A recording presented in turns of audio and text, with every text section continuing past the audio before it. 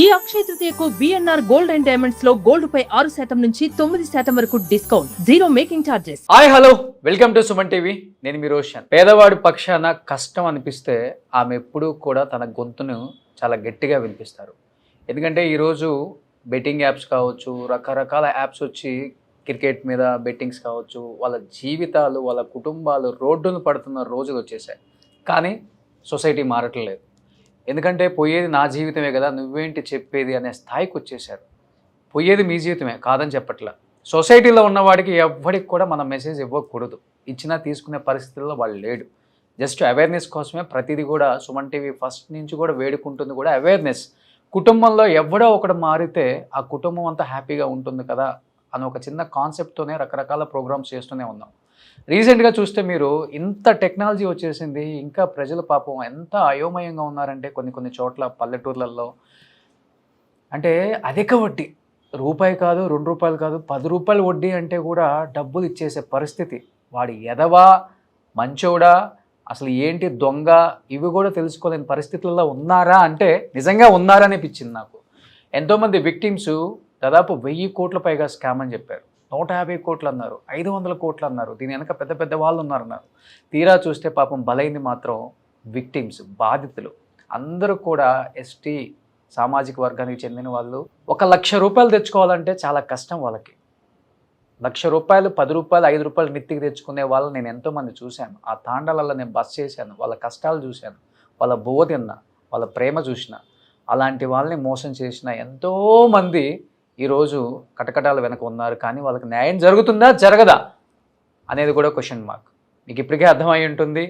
రీసెంట్గా రమావత్ మధు కావచ్చు, హేమకాంత్ రెడ్డి కావచ్చు, ఇంకేదో నాయకుల పేర్లు చెప్తున్నారు, అభిషేక్ నాయక్ అంటున్నారు, మంగ్లీ అంటున్నారు, రకరకాల పేర్లు వస్తున్నాయి.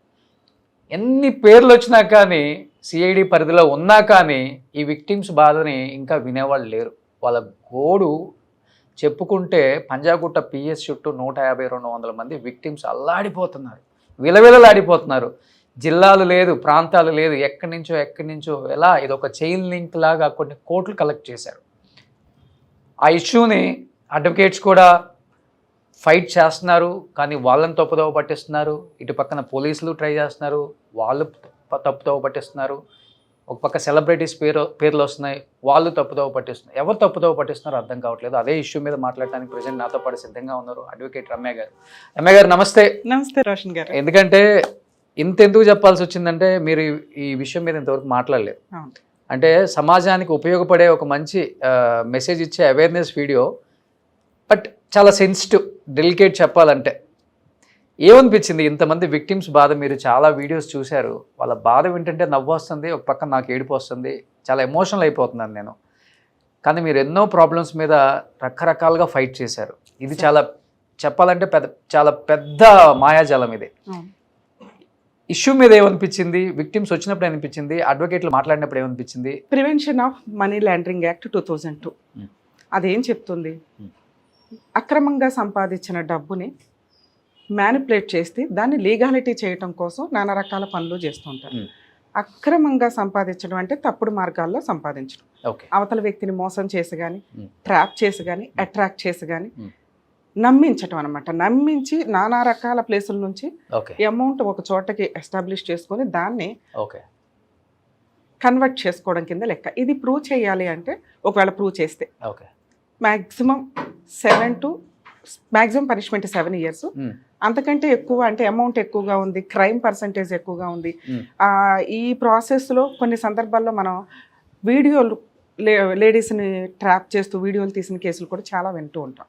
ఇలాంటివి ఎక్కువ ఉన్నప్పుడు more than 10 years పనిష్మెంట్ పడడానికి కూడా అవకాశం ఉన్న కేసు. కానీ క్రిమినల్ కేసులు వేరు, మనీ లాండరింగ్కి సంబంధించిన కేసులు వేరు. ఇవి ఎవరన్నా పెద్ద వ్యక్తులు ఉన్నప్పుడు ఇమ్మీడియట్గా ఐడెంటిఫికేషన్ అవుతూ ఉంటాయి తప్ప, ఇలాంటివి చాప కింద నీరులాగా నడుస్తూనే ఉంటాయి. ఎవ్రీడే జరుగుతూనే ఉంది. ఈ రోజున సుమన్ టీవీలో రోషన్ గారు రేస్ చేసిన ఈ వాయిస్ మిగతా వాళ్ళు ఎంతమంది మాట్లాడారో నాకు తెలియదు, కానీ పర్ఫెక్ట్ పాయింట్, అవతల వ్యక్తులు ఎవరున్నారని కూడా చూడకుండా కరెక్ట్గా మాట్లాడారు బాధితుల తరపున. అంటే ఒక యాంకరు ఈ టైప్ ఆఫ్ వాయిస్ రేస్ చేయడం నేను ఫస్ట్ టైం విన్నా. ఓకే. నేను నిజంగా హ్యాపీ ఫీల్ అవుతున్నానండి మీ వాయిస్ రేస్ చేసిన విధానానికి. ఎందుకంటే లీగాలిటీ తెలిసి మేము రేస్ చేయటం వేరు, సోషల్ అవేర్నెస్ మీద ప్రజా సమస్యల మీద సుమన్ టీవీ తరపున రోషన్ గారు వాయిస్ రేస్ చేయటం వేరు. అదేంటి మేడం, అందరికీ అన్యాయం జరుగుతుంది, వీటికి లీగాలిటీ ఎలా ఉంటుంది? మీరు అడిగిన క్వశ్చన్ ఏంటంటే సార్, ఎప్పుడైనా ఆశ, ఈ ఆశ జనాల్ని అట్రాక్ట్ చేస్తూ ఉంటుంది. ఈ రోజు కాదు, మ్యాక్సిమం హ్యూమన్ రైట్స్ కమిషన్ 2005లో వచ్చినాక 2008 నుంచి ఛానల్స్లో సోషల్ అవేర్నెస్లకి సంబంధించి ఎప్పటికప్పుడు ఏదైనా గొడవ జరుగుతూనే వెంటనే డిబేట్స్ కానీ ప్రోగ్రామ్స్ కానీ చెప్తూ ఉంటారు. మహిళలకు సంబంధించిన సమస్యలు కానీ, జెంట్స్ సమస్యలు కానీ, రేప్ కేసులు కానీ, ఇలా మనీ లాండరింగ్కి సంబంధించిన కేసులు కానీ, సైబర్ క్రైమ్లు కానీ, ప్రతి ఒక్కళ్ళం వాయిస్ రేస్ చేసి చెప్తూనే ఉన్నాం. ఇందాక మీరు ఇంట్రడక్షన్ చెప్తున్నప్పుడే చాలా నీట్గా చెప్పారు, ఒక్కళ్ళు మారినా చాలండి అని. నేను యాక్చువల్గా సుమన్ టీవీలో ఈ ప్రోగ్రామ్ గురించి మాట్లాడుతున్నప్పుడు మనం కొన్ని ప్రోగ్రామ్స్ చేస్తూ ఉంటాం కదా, రిపీటెడ్గా వేస్తూ ఉంటారు ఛానల్స్లో. ఎందుకు రిపీటెడ్గా వేస్తారంటే అప్పుడు చూసి ఎపిసోడ్ అయిపోతుంది, మిగతా వాళ్ళు ఎవరైనా మళ్ళీ చూస్తే ఒక్కళ్ళు రియలైజ్ అయినా అది చాలా యూజ్ అవుతుంది, దానికోసం రిపీటెడ్గా అప్లోడ్ చేస్తాం. ఇప్పుడు కూడా ఈ టాపిక్ మనం మాట్లాడుతున్నా ఎవరో ఒకళ్ళు అక్కడ మనీ లాండరింగ్లో మోసపోతూనే ఉంటారు. 11-12 అయ్యింది కదా, హ్యాపీగా ఎవరో సోషల్ మీడియాలో పెడుతూ ఉంటారు, వీళ్ళు అట్రాక్ట్ అయ్యి వెళ్ళి కడుతూనే ఉంటారు. ఈజీగా ఎక్కువ ఇంట్రెస్ట్ వస్తుందని ఎలా నమ్ముతున్నారు? ఈజీగా ల్యాండ్స్ మీ పేరు మీద ఈ రోజున పావలా తీసుకొని రేపు రూపాయితో రిజిస్ట్రేషన్ చేస్తారని మీరెందుకు అనుకుంటున్నారు? ఏ సెలబ్రిటీని చూసి మీరు అట్రాక్ట్ అవుతున్నారు? ఒకప్పుడు సెలబ్రిటీ తనం అంటే సోషల్ రెస్పాన్సిబిలిటీ, ఒక బెలూన్ లైఫ్. వాళ్ళు బిక్కుబిక్కుమని ఉంటారు, ఎందుకంటే ఏ తప్పు చేస్తే సొసైటీలో శిఖరం మీద ఉన్న వాళ్ళు పాతాళంలోకి వెళ్ళిపోతారు అని. ఈ రోజున సెలబ్రిటీ తనం అంటే అంత ఫేకే.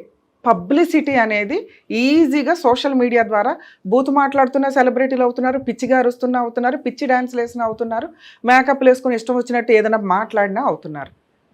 ఇలాంటి సెలబ్రిటీ తనం చూసి వీళ్ళే సెలబ్రిటీలు అనుకుని వాళ్ళని ఒక ఎగ్జాంపుల్గా తీసుకొని, లేకపోతే ఎవరు అడ్వర్టైజ్ చేశారు, ఇన్ఫ్లుయెన్సర్స్ అడ్వర్టైజ్ చేశారు, వాళ్ళకి బోల్డ్ మంది ఫాలోవర్స్ ఉన్నారు, వాళ్ళేమీ అక్కడ పెట్టరు.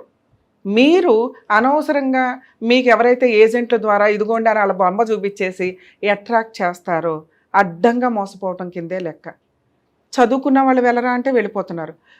రోషన్ గారు చెప్పినట్టు విలేజెస్లోనూ మిగతా వాళ్ళు వెళ్ళరా అంటే వెళ్ళిపోతున్నారు. ఎందుకంటే కష్టార్జితం 10 రూపాయలు సంపాదించుకొని అక్కడెక్కడో తీసుకెళ్ళి పెట్టేస్తూ మాకు 20 రూపాయలు వస్తాయి షార్ట్ టైంలో అంటే అది నిజమే కాదు. చైన్ సిస్టమ్ ద్వారా అమౌంట్లు కట్టి 18 years బ్యాక్ సర్వనాశనం అయిపోయిన జనాలు లక్షల్లో ఉన్నారు.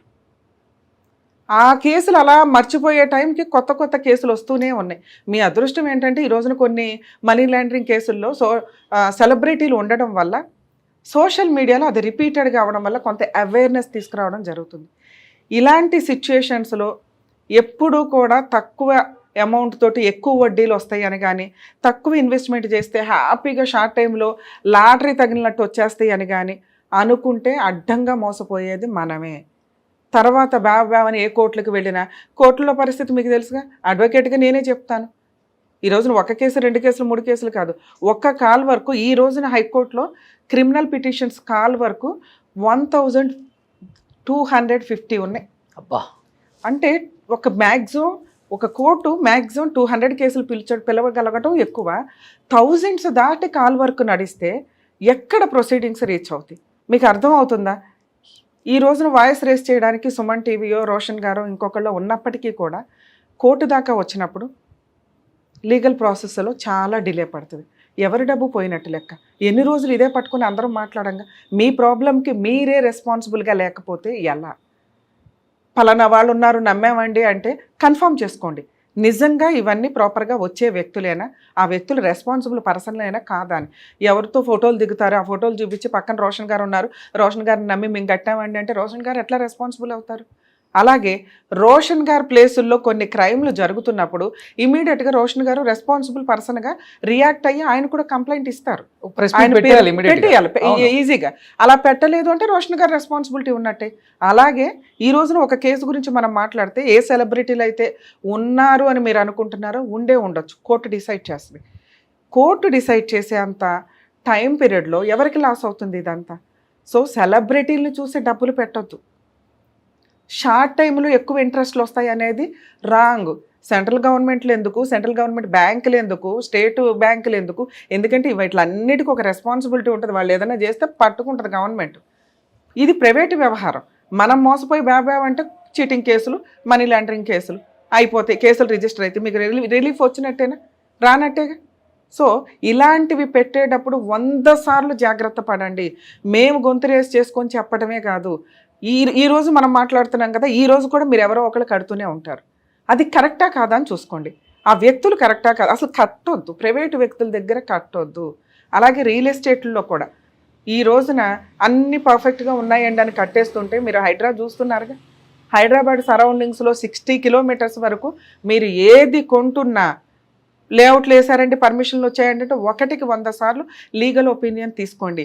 ఒకప్పుడు బ్యాంక్స్లో లీగల్ ఒపీనియన్ ప్రాపర్గా జరిగేవి ల్యాండ్కి సంబంధించే, కానీ ఈ రోజున మన ఫైనాన్స్ సంబంధించే లోన్స్ ఇస్తున్నారు, ల్యాండ్కి సంబంధించో మీ ఇల్లు చూసో ఇవ్వరు.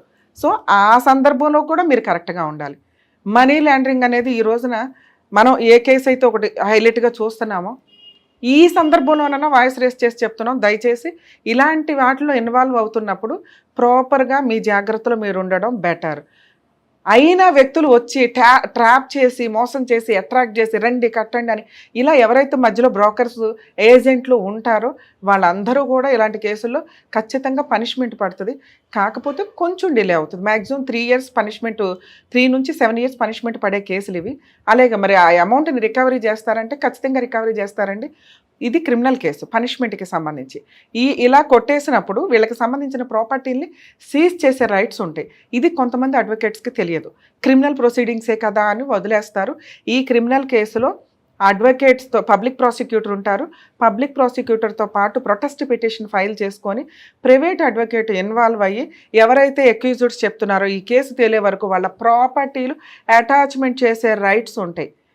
ప్రాపర్టీలు ఇప్పటికిప్పుడు ఇమీడియట్గా అటాచ్ చేస్తే కనుక వాళ్ళ పేర్లు మార్చుకోకుండా, రిజిస్ట్రేషన్ల పేర్లు మార్చుకోకుండా ఆపగలుగుతారు. వీళ్ళ ప్రాపర్టీలు ఎక్కడున్నాయో ఎంక్వైరీ చేసి ఆ ఈసీ కాపీలు డీటెయిల్స్తో పాటు ఈసీ కాపీలు, ప్రాపర్టీ డాక్యుమెంట్లు కూడా అవసరం. ఆ ఈసీ కాపీస్ తోటి మీరు ప్రాపర్టీ అటాచ్మెంట్కి ఒక పిటిషన్ పడేసి ఉంచి రిజిస్ట్రార్కి నోటీస్ ఇస్తే చాలు, అటాచ్మెంట్ కూడా రావసరం. ఎందుకంటే ఇది లిటిగేషన్ ప్రాపర్టీ కింద లెక్క. ఈ కేసు తేలడానికి టైం పట్టింది అనుకోండి, అప్పటిదాకా ప్రాపర్టీలు అలాగే పెండింగ్లో ఉంటాయి. ఫెయిల్ అంటే Ramavath Madhu 10th class fail. ఇది ఎప్పుడైతే సిఐడి పరిధిలోకి వెళ్తుంది అన్నప్పుడే చాలా ప్రాపర్టీస్ వాళ్ళ రిలేటివ్స్ పేరు మీద రిజిస్ట్రేషన్ చేయించేసాడంట. చూడండి ఎంత తెలివి.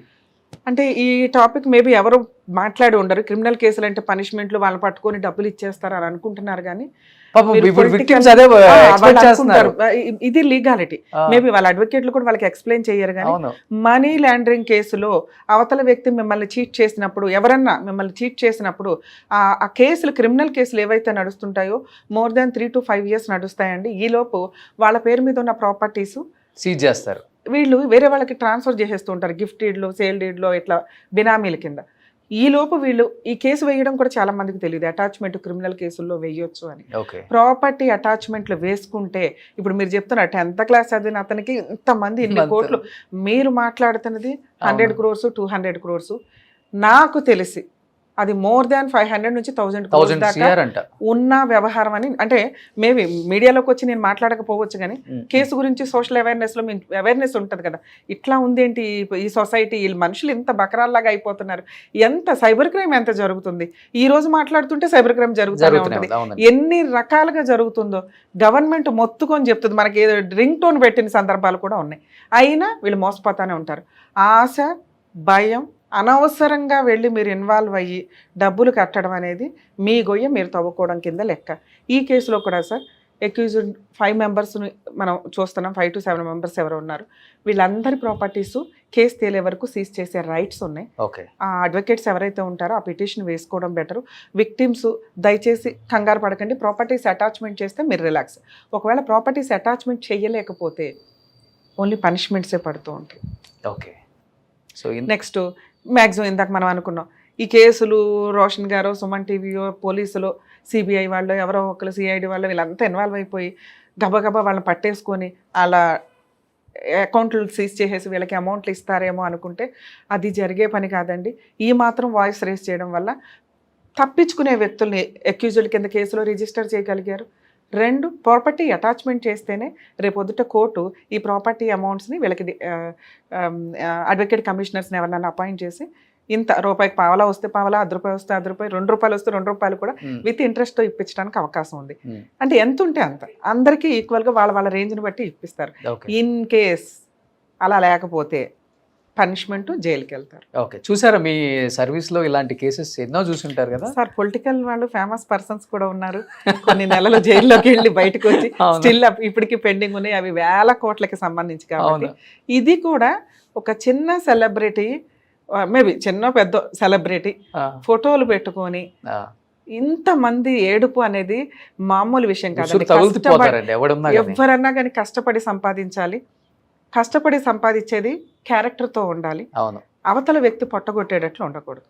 ఈ 3 పనులు చాలా సివియర్గా ఈ కేసులో నాకు ఈజీ మనీకి అలవాటు పడ్డారు. ఇది ఎంత కాలం అండి మనిషి జీవితం చూస్తుంటే మేడం, ఒక 5-10 years బ్యాక్ ORR లో ఇప్పుడంటే 100 కోట్లు అంటున్నారు కానీ అప్పుడు ఇంత ఉండేది కాదు. ప్రతి వెంచర్ లో ఒక హీరో ఫోటో ఉండేది, ఇప్పుడు లేవు. ఎందుకంటే వాళ్ళ బ్రాండ్ అంబాసిడర్లు అప్పుడు. మీకు రియల్ ఎస్టేట్ విషయాల్లో అయితే మ్యాక్సిమం అదే జరుగుతుంది. కానీ ఆ ఇన్ఫ్లుయెన్సర్స్ కానీ ఆ సెలబ్రిటీలు కానీ రెస్పాన్సిబుల్ పర్సన్స్ కాదు, అడ్వర్టైజ్ ఇచ్చి వెళ్ళిపోతారు. ఈ విషయం కూడా మనం 100 సార్లు చెప్తున్నాం. మనం గుట్కాల దగ్గర నుంచి పాన్ పరాగల దాకా కూడా వాళ్ళు తినరు, చావరు. వీళ్ళు వాళ్ళని చూసి వాళ్ళు తాగుతున్నారు కదా ఆ స్టైల్ మెయింటైన్ చేస్తే మన జీవితాలే నాశనం అవుతాయి, మన ఆరోగ్యమే నాశనం అవుతుంది. అలాగే మనీ లాండరింగ్ విషయానికి వచ్చేసరికి జాగ్రత్త పడకపోతే వాళ్ళ జోబులోంచి ఎట్లా తీసి మీరు ఏదో గబగబా బ్యాగ్లోంచి తీసి ఇచ్చినట్లు కాదు, తీసుకురావడానికి చాలా టైం పడుతుంది, లేదా వాళ్ళకి పనిష్మెంట్ పడుతుంది. ఒకవేళ తీసుకురావాలంటే ప్రాపర్టీ అటాచ్మెంట్ చేయాలి. సో టెన్షన్ పడొద్దు. కనీసం ఈ రోజున ఇంత వాయిస్ రేస్ చేయడం వల్ల కేసులు రిజిస్టర్ చేసి అవతల వ్యక్తిని కంట్రోల్ చేయగలిగారు. మ్యాక్సిమం వాళ్ళకున్న ఇన్ఫ్లుయెన్స్లకు పేర్లే లేకుండా చేసుకోగలరు. సో సుమన్ టీవీ తరపున రోషన్ గారు చేసిన ఈ సర్వీస్కి నేను నిజంగా హ్యాపీ ఫీల్. థ్యాంక్ యూ అండి. ఎందుకంటే మనం సొసైటీకి, నేను కూడా లాస్ట్ ఇయర్ వరకు ఈ సినిమా పాలిటిక్స్ అంతా చేసి అవేర్నెస్ వీడియోస్ చాలా తగ్గించాను. నేను కూడా చెయ్యాలి. చేసినప్పుడు ఏంటంటే అట్లీస్ట్ మొత్తం సమాజం మారిపోతుందని కాదులే కానీ ఎవడో ఒకడు మారితే ఆ ఊరు మారిపోయిద్ది అంట కదా. పల్లెటూరు అది శ్రీమంతుడు సినిమాలు చూసినట్టు మనం వెంటనే మార్చలేం కానీ అట్లీస్ట్ మారుతుంది ఒక చిన్నదండి. నాకు మీతో ఎందుకో చేయాలనిపించింది ఒక అవేర్నెస్ వీడియో. ఎందుకంటే మీ మాట కొంచెం బాగా వింటారు రూరల్ ఏరియాలలో, మీకు అంతమంది ఫ్యాన్ ఫాలోయింగ్ ఉంది అక్కడ. అరే రమ్య గారు అంటే ఇష్యూ మీద ఫైట్ చేస్తుంది, ఆమె ఇష్యూ మీద ఫైట్ చేస్తుంది, అడ్వకేట్ లాగా మాట్లాడదు, మా ఇంట్లో ఒక అక్క చెల్లిలాగా అమ్మలాగా ఫీల్ అవుతుంది ఆమె మా విషయాన్ని ఆమె ఓన్ చేసుకొని మాట్లాడతారని ఉంది. కాబట్టి ఈ మనీ లాండరింగ్ మళ్ళీ జరగకూడదు, ఇలాంటి మోసపోయే వాళ్ళకి మీరు ఒక చిన్న మెసేజ్ ఇస్తే బాగుంటుందని ఒక చిన్న ప్రయత్నం అండి. థ్యాంక్ యూ రమ్య గారు, థ్యాంక్ యూ సో మచ్ అండి. సుమన్ టీవీలో మీ పర్సనల్ అండ్ బిజినెస్ ప్రమోషన్స్ కోసం కింది నెంబర్కి కాంటాక్ట్ చేయండి.